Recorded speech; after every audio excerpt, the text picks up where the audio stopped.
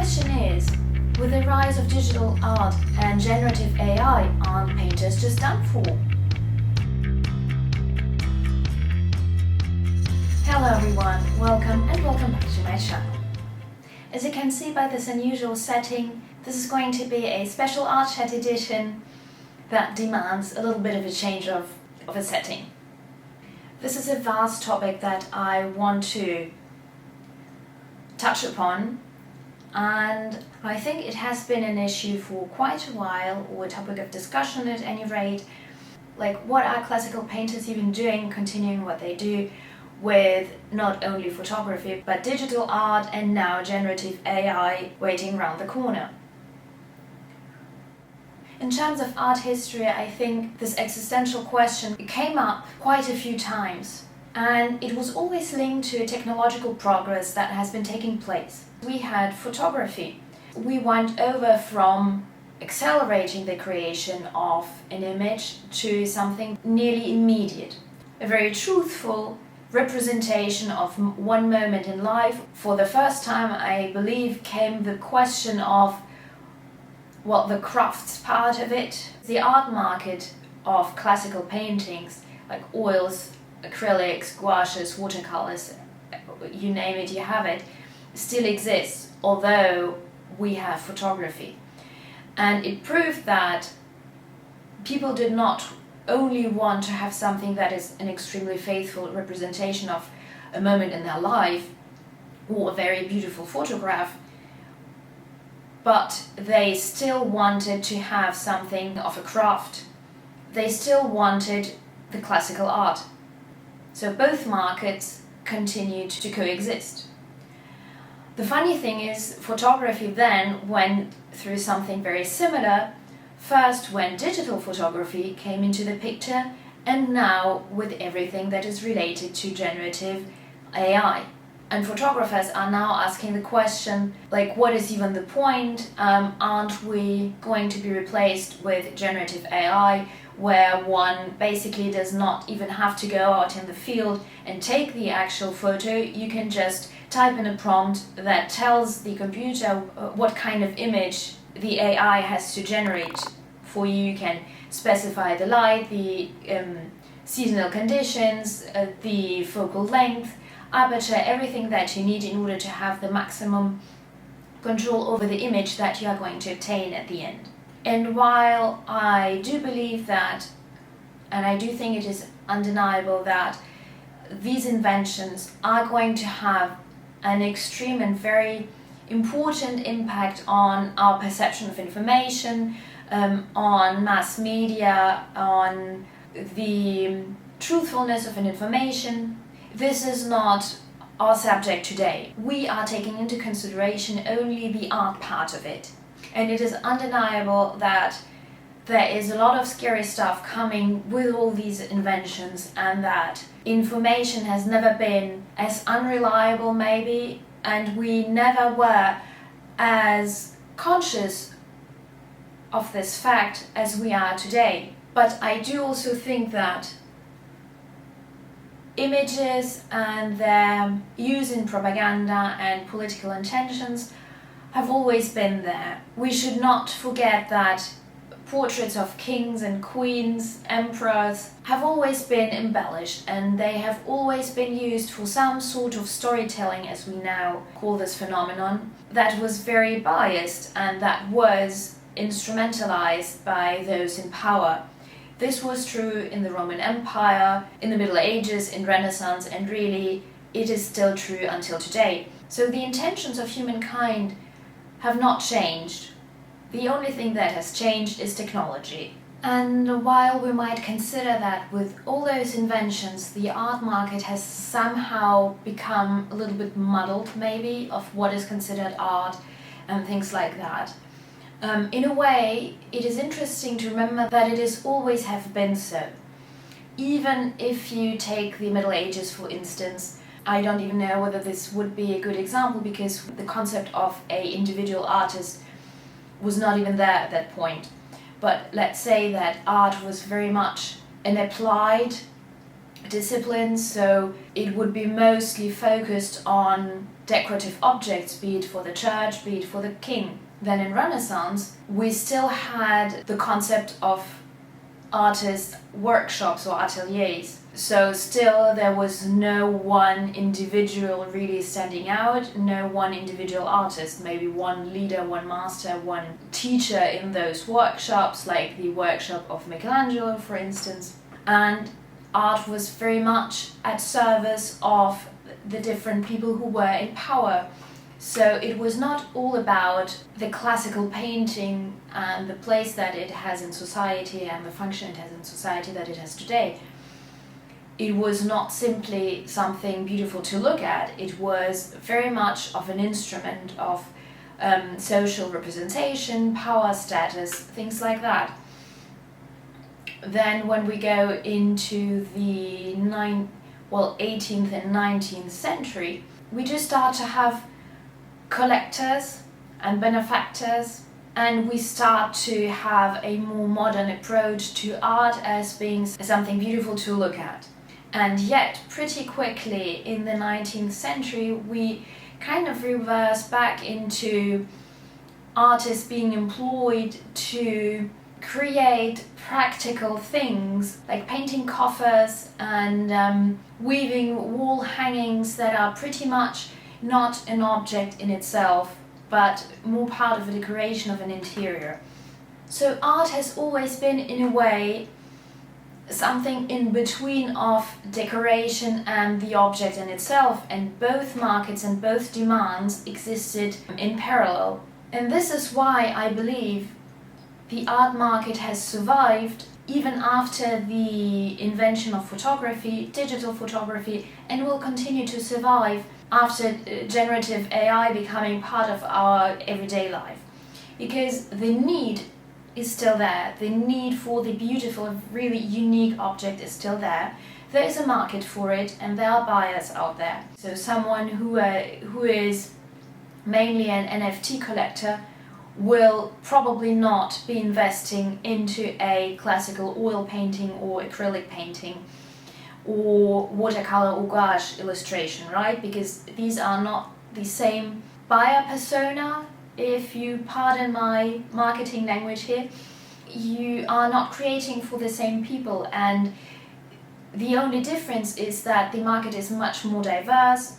We have different technologies that allow us to create very different artwork, different art objects, right? And there is someone to talk to in every niche. And this is why I believe that instead of being afraid of all of this, we really need to find a way to tap into these inventions and see what we can find there that maybe can make our daily work easier, and find a way of transforming these maybe scary inventions into useful tools for us. And this is also the point of this video, me showing you how I maybe use those new technologies and maybe give you some ideas of how we can repurpose them for our creations. And now let's dive into it. Now for this more practical part of the video, I'm going to focus on one software in particular that I do find very helpful for artists, and this is Photoshop.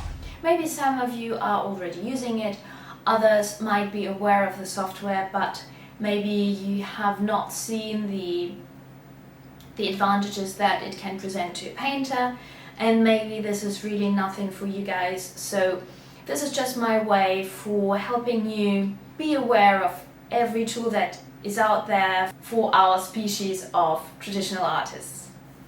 Now, when I say Photoshop, this might as well apply to Procreate, which is Apple's version of this software. And while Photoshop is quite an investment because it is a pricey software, Procreate might be a good alternative for those of you who already have an iPad, because this is a mobile application, I believe.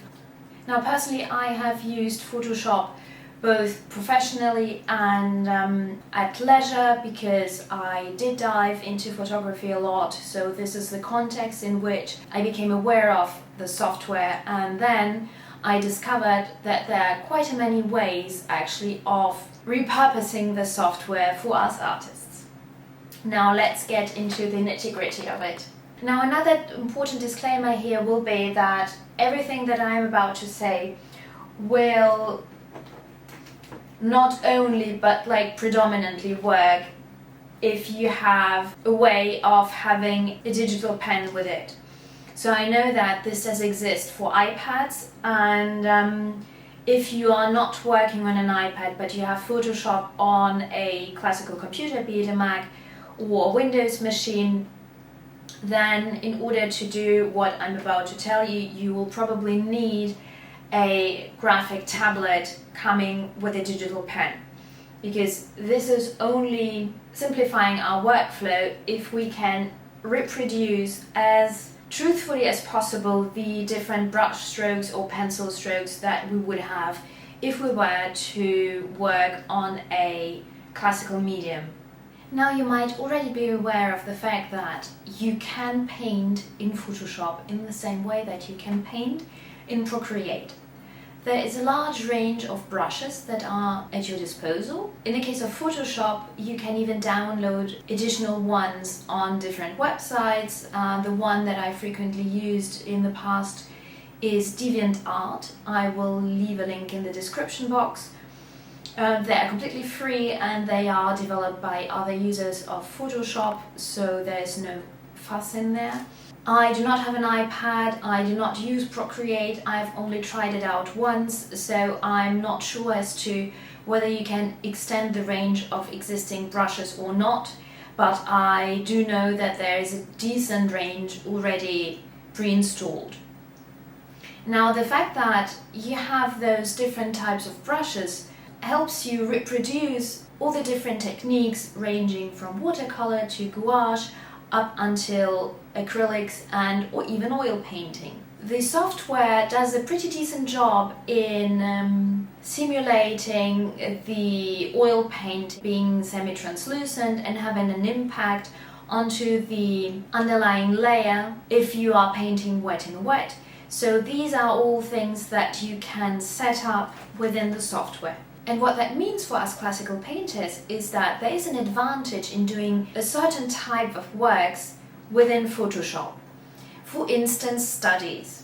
The main interest of doing a study is experimenting with composition and color to see how what we have in mind really works out in practice. And what Photoshop would allow us to do is to get there much faster, because what we do not need to worry about is drying time. So if you are doing a wet on wet study, this might not really apply to you. But if you are doing a quite elaborate study where you would want to let the different layers sit there and dry down and then build from there, you would definitely save some time in doing it in Photoshop.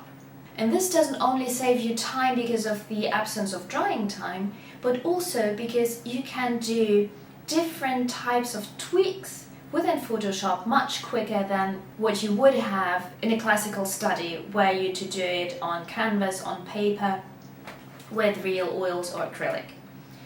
Were you, for instance, wanting to change a color because you are coming to the conclusion that what you have initially had in mind does not work, either you would have to take the risk that the color would become a bit muddled if you are working wet on wet, or you would have to let it sit and then go over in a different coat of color, or if matters got really out of hand, you would have to restart completely.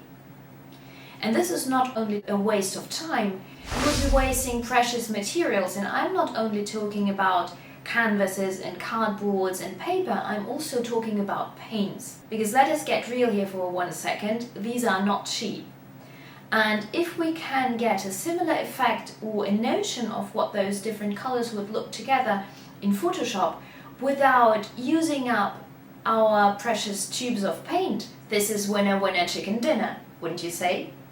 Using Photoshop in order to do your studies is also a way of saving space. And I'm not speaking about storage per se, although this is another point. If you have a finished study that is perfect in your eyes and you want to start a bigger scale work, you will have to find a way of attaching the study somewhere on your easel or near the easel that you will be constantly looking at, and then back to your canvas, and then back on the study, and then back to your canvas, right? And this is not always very practical, and you do not always have the space in order to attach it in a more comfortable way, maybe. Maybe you will have to make concessions in terms of the sizing of your canvas. So this might be very personal, but I do not like working this way. I always prefer to have either the photograph that is my reference for the painting or my digital painting on my phone that I can have at hand when I'm painting, and also zooming in if necessary to get to the necessary level of detail to reproduce on canvas. This I really find extremely practical. Another case when working digitally might be very practical for us and sometimes save our bacon is if you are doing commissions. Actually, you never know what the approach will be with your potential clients. There are some who are very open to whatever your vision is, whatever your interpretation is of their commission, of the theme, of the color scheme, whatever. But there are other clients who are much less lenient, actually, and leave you less space for interpretation. So in order to avoid what might be a very uncomfortable situation, which might be frustrating both for the artist and the client, doing a quick study or maybe a more elaborate painting digitally, once again because it would be quicker, because it would avoid you wasting precious materials, and because it creates a very quick, convenient basis that you can agree on with the client.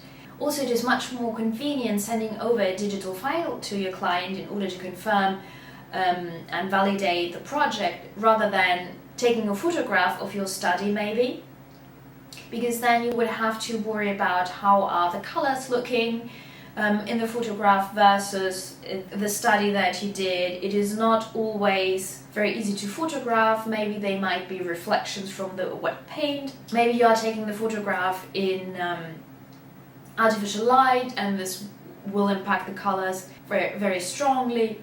This does seem to me be a way of avoiding all of this altogether and creating a base that both your clients and yourself can agree on very conveniently. And then the last advantage that I see in working digitally is that it allows you to plan your work if necessary. So I'm speaking from a perspective of a printmaker for a moment and not of a painter, because if you are doing multicolor lino prints and you are not doing it on different blocks of lino but all on one block, you have to reverse engineer your process. You would have to be sure of which layer of color comes on top of which layer, what are you carving in which order, and things like that. And the fact that both Photoshop and Procreate make you function in layers, and you can create different layers that you are showing one on top of the other, you can plan your whole lino print in Photoshop. And you don't even need to go into details, but you can block in bigger areas in order to have an idea of how the finished lino print would look like with all those different colors together, and you will already have them in the right order for you to print afterwards. So for me, this is maybe the biggest tool that you can find in Procreate or Photoshop. You can also adjust the opacity of each layer, so this would help you figure out how much of extender you would need for each layer. Another advantage of Photoshop and Procreate would be that both software really help you figure out the best composition. If you were to work in layers for the different elements that you have on your painting, then you could individually move them around.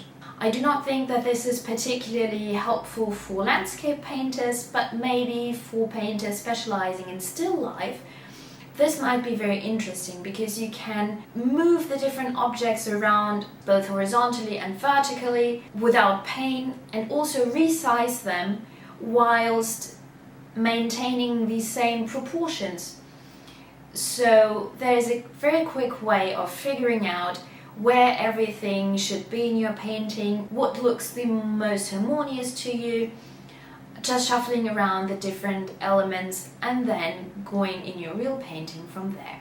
And now let us dive into the very last tool, which is generative AI. So in my opinion, the area of application of this kind of tool is somewhat limited, but I do think that there's something to be gained out of it.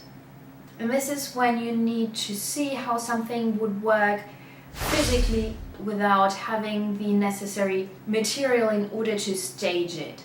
For instance, if you want to experiment with draping maybe, but you do not have the necessary big thick material dress or the fabric in order to replicate it in realistic conditions, or if you are a painter that is specializing in fantasy art and you need to have a notion of how something would work that would be defying the laws of physics, maybe a dragon, maybe like how scales would look like in these conditions, how they would realistically bend if the dragon was in motion.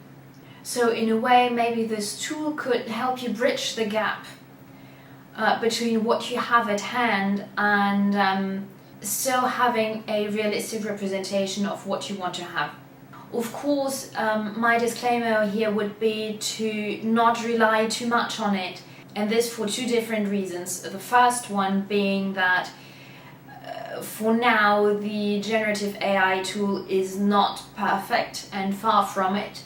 So you will have some really bizarre looking images springing at you. Maybe I can insert something if I have a funny result. But also, I think the most interesting approach in painting is still practice and is still nature. And even if you are painting something that does not exist in nature or does defy the laws of physics, it is always better, I believe, to go from a point of what you know into imagining something that does not exist, because in order to break a rule, you know how the rule goes. This is how artists do abstracts, right? Painters who are specializing in abstracts are not simply painters who don't know how to realistically paint something, okay? This is a conscious choice of a style, of a way of expressing what needs to get out there. And the same goes for everything that you want to do in a realistic way, but that does not exist in the real world. So the generative AI should not stop you from still trying to stick as much as possible with what you have in hand, because this is still what is fail-proof at the end of the day. And if you want to paint a flowing velvet dress and you might not have one, then maybe you can still experiment with other textiles in order to create the draping and understand where the light would fall, where you would have the reflections, and only then studying maybe smaller pieces of velvet in order to understand how the light is reflecting differently on velvet than on cotton, for instance, or on satin, and then apply those rules to the draping that you've created. I think that making your own observations and learning from them is still enriching you more than jumping from case to case with generative AI, because it would solve a problem punctually. Like in this case, it will generate you a floating dress in velvet, and you would base what you do on this photograph, and you would use this photograph for reference, but it would not help you really understand why this is reflecting in this way, and it will not help you apply this knowledge in a different scene, whereas were you to go through the pain of recreating it in a different way, like I described, then you would gain a real comprehension of what is happening with the material that you are trying to show. So this type of knowledge that you gain from your own observation is always more general and therefore more universal and more applicable to other situations. And you would not have to rely on an outside tool for that. This is my opinion on this particular case. Now, I hope that you liked this deep dive into how those tools for digital art can be repurposed for classical painters, and that you might have discovered something that is new to you, and maybe some methods or types of application that might be of use to you as well. Please let me know in the comments what you think about this whole subject, whether you've already used digital art in order to help you with your creations in traditional art, what are your favorite techniques or types of application, or maybe you have different ideas of how we could all use this. Share your ideas in the comments below. Thank you so much for watching, and as always, I hope to see you in my next video very soon. And in the meantime, have a lovely morning, afternoon or evening, wherever you are. Bye guys!